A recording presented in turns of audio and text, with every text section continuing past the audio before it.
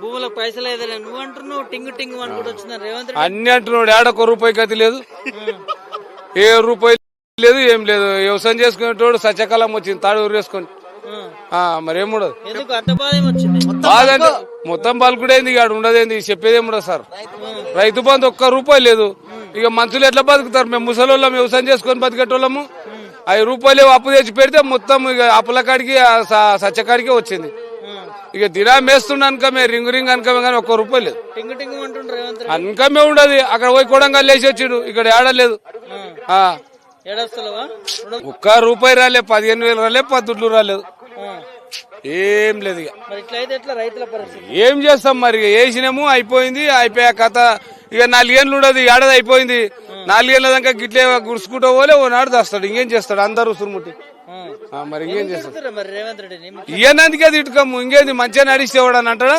చెప్పి ఎట్లుంది మరి? 6 గ్యారెంటీలు వస్తాయి. 6 గ్యారెంటీ లేవు, చెప్పుకోకుండా చేసుకోలేదు సార్. 500 సిలిండర్ 500 అన్నాడు, 400, 300, 50 లేవు ఇప్పటి వరకు. ఫ్రీ కరెంట్ అట, ఫ్రీ కరెంట్లే, అది నడుసులు చేస్తాడో ఏమో. ఇప్పుడు మళ్ళీ ఇండ్లది పెట్టిండు, మళ్ళీ ఇప్పుడు టాకర్ పెట్టిండు కట్టమంటని.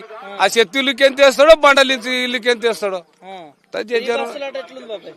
చేతిలో ఇచ్చినేమి. ఇట్లా చేతిలో పగ్గాలు పట్టుకున్నాడు, ఇప్పుడు ఆట ఆడుతున్నాడు.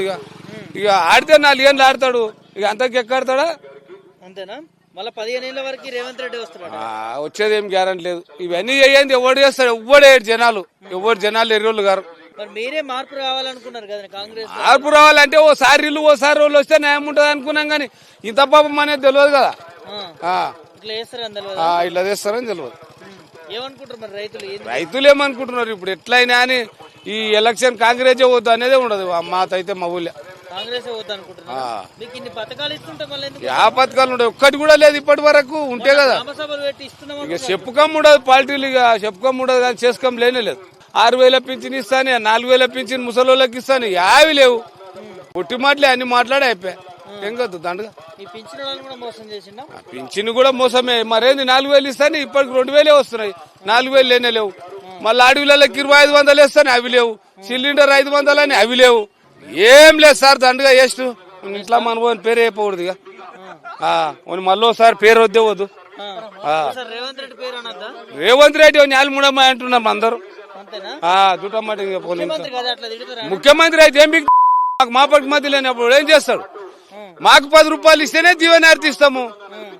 కూలి చేసుకొని బతికేటోళ్ళం, వ్యవసాయం చేసుకునేటోళ్ళము. రూపాయి కూడా లేదు, ఎట్లా బతకాలి మేము? చెప్పు. ఇక